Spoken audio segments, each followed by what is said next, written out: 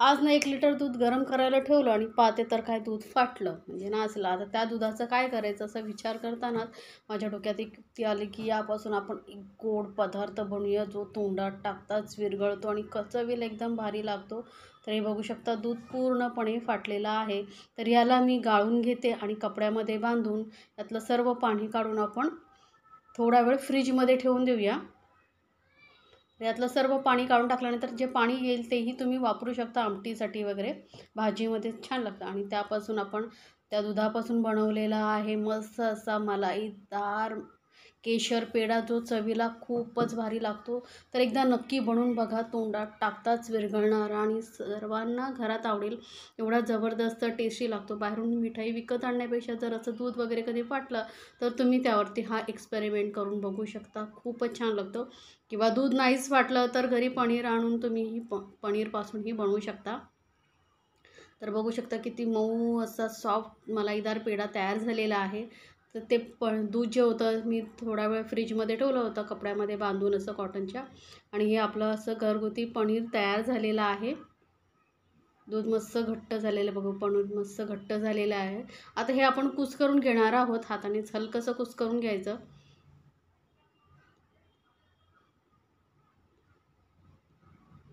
तर हे किती सॉफ्ट आहे, एकदम सॉफ्ट आहे, कारण नासलेल्या दुधापासून आपण बनवलेलं आहे. जर रेग्युलर आपण पनीरसाठी कसं दूध हलकं गरम करून त्याच्यामध्ये लिंबू वगैरे पिळून आपण पनीर करतो तेव्हा ते एकदम असं कडक थोडंसं होतं. तर आता हे पनीर जे आहे कुस्करून घेतल्यानंतर आपण एका मिक्सर जारमध्ये घालून घेणार आहोत. यामध्ये आपण घालणार आहोत मेजरिंग कपचा जो अर्धा कप असतो ना, तो मी अर्धा घेतलेला आहे. म्हणजे टोटल समजा पाव कप एवढा मिल्क पावडर घेतलेली आहे, किंवा जे 10-10 रुपयावाले पॅकेट येतात ते 3 पॅकेट मी ते घेतलेले आहेत. मिल्क पावडर घेतली होती तेवढाच पाव कप एवढं साखर घेतलेली आहे, किंवा कमी जास्त तुम्हाला जसं गोड हवं आहे तसं करू शकता. आणि 1 कपपेक्षा थोडंसं कमी आपण इथे मिल्क घेतलेलं आहे. ताजं जे दूध आहे गरम करून थंड केलेलं दूध घेतलेलं आहे. गरम वापरायचं नाही आहे किंवा एकदम फ्रीजमधलंही वापरायचं नाही आहे. आता हे सर्व व्यवस्थित मिक्सरमधून चांगलं एकदम स्मूथ पेस्ट होईपर्यंत आपण फिरून घेतलेलं बघू शकता किती स्मूथ झालेलं आहे. आता वळूया गॅसकडे. त्यानंतर पॅनमध्ये एक छोटा चमचा तूप घेतलेलं आहे. जास्त तुपाची गरज नाही आपल्याला. त्यानंतर आपण जे मिक्सरमध्ये मिश्रण बनवून ठेवलं होतं ते सर्व घालून घ्यायचं आणि गॅस एकदम मंदवरती ठेवायचा. लक्षात ठेवा, गॅस मंदवरती ठेवून आपण हे सर्व मिक्स करून घेणार आहोत. कारण मिल्क पावडर आहे, पनीर आहे, त्यामुळे हे सर्व मिश्रण लगेच घट्ट व्हायला लागतं आणि खाली लागू शकतं. मग आपल्या मिठाईची टेस्ट बिघडेल. त्यामुळे ना गॅस मंदवरती आधी सुरुवातीला ठेवायचं आणि सतत मिक्स करत राहायचं. आता जरी हे मिश्रण तुम्हाला असं घट्ट वाटत असेल तरी आपण यामध्ये जी साखर घातली आहे त्यामुळे काय होणार, थोड्या वेळाने थोडंसं असं पातळसर वाटत जाईल आणि मग ते थोडा वेळ आपल्याला घट्ट करावं लागेल. तर आता बघू शकता हे मिश्रण चांगलं आधी लगेचच घट्ट व्हायला लागलेलं आहे. त्यानंतर काय केलेलं आहे मी माहिती आहे, थोडेसे केसर घेतलेले आहेत आणि ते कोमट दुधामध्ये भिजत ठेवले होते. त्यामुळे काय होईल, कलर खूप सुंदर येईल आपल्या पेढ्यांना, मिठाईला.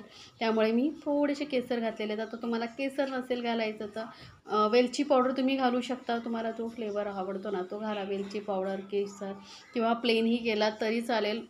मिठाई मस्तच लागणार आहे.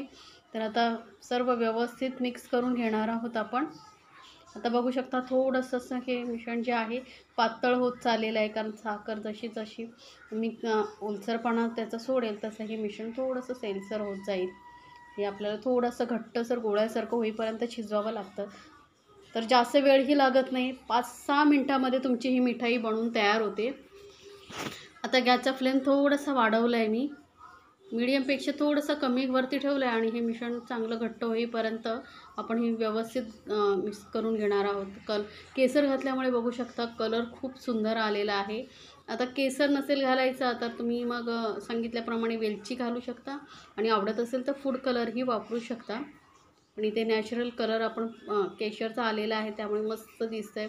ते मिश्रण बघू शकता मस्त घट्ट होत आलेलं आहे. अजून थोडा वेळ असं ना घट्टसर गोळ्यासारखं होईपर्यंत आपण हे शिजवून घेणार आहोत. तर बघू शकता पहिल्यापेक्षा हे मिश्रण खूप घट्ट झालेलं आहे. हे असं आपल्याला मिठाईचं जे मिश्रण आहे घट्ट व्हायला पाहिजे एवढं आपल्याला हे शिजवून घ्यायचं असतं. आता काय करायचं, गॅस बंद करायचा आणि एखाद्या तूप लावलेल्या थालीमध्ये आपण हे मिश्रण काढून घेणार आहोत. तर मी थालीला व्यवस्थित तूप लावून घेतलेलं आहे. कारण काय होईल माहिती आहे, हे थोडंसं चिकटू शकतं कढईला आणि तूप लावल्यामुळे व्यवस्थित निघतं आणि आपल्याला मिठाई बनवायला सोपं पडतं. आता इथे मी पेढे बनवते, तुम्ही याची बर्फी बनवू शकता. तुम्हाला जे आवडेल ते शेप तुम्ही इथे देऊ शकता. आता हे मिश्रण थोडंसं ना असं पसरवून ठेवायचं, म्हणजे लवकर थंड होईल आणि आपल्याला पेढे बनवायला सोपं पडेल. किंवा सतत असं मिक्स करत राहायचं, म्हणजे पंख्याखाली मिक्स करत राहिला तरी ते थंड होईल. तर थोडा वेळ ठेवल्यानंतर बघू शकता मिश्रण थोडंसं थंड झालेलं आहे. आपण हाताने टच करू एवढं तरी पण स्पॅच्युलाने थोडंसं मिक्स करून घेऊया चमच्याने. त्यानंतरच आपण हे पेढे बनवायला घेणार आहोत, कारण हाताला चटके लागू शकतात. मिश्रण खूपच गरम होतं ना, आपण किती वेळा ह्याला मिश्रणाला घट्ट केलं आहे, त्यामुळे खूप गरम असतं. आता आपण हाताने बघूया, थोडंसं हाताला तूप वगैरे लावून घ्यायचं. तर मग हाताने आपण स्पर्श करू शकतो, एवढं थंड झालेलं आहे.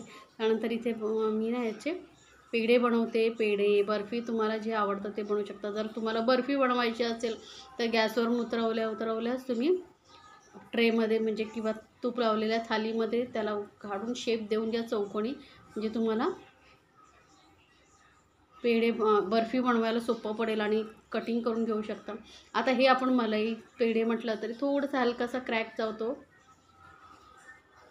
किंवा जास्त जर मळवून घेतलात तरी स्मूथ असे पेढे होतील. तर मी थोडा वेळ मळवून घेतले आणि बघू आता मस्त असं स्मूथ असे हे पेढे झालेले आहेत. खूप सुंदर लागतात चवीला.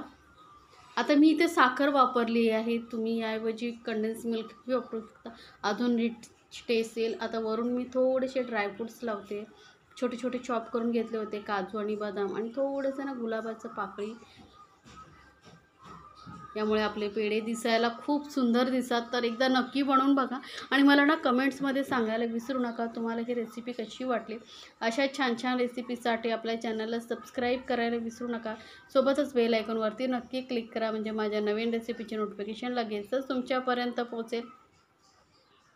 याआधी माझ्या चॅनलवरती इन्स्टंट मिठाईच्या भरपूर रेसिपी आहेत, त्याही तुम्ही पाहू शकता. तर ही मिठाई पेढे जे आहे ना, मलाई पेढ्या एकदम स्मूथ झाले, तोंडात टाकताच विरघळतील एवढे स्मूथ आणि टेस्टी असे तयार झालेले आहेत. तर नक्की बनवून बघा आणि आपल्या फॅमिलीसोबत एन्जॉय करा.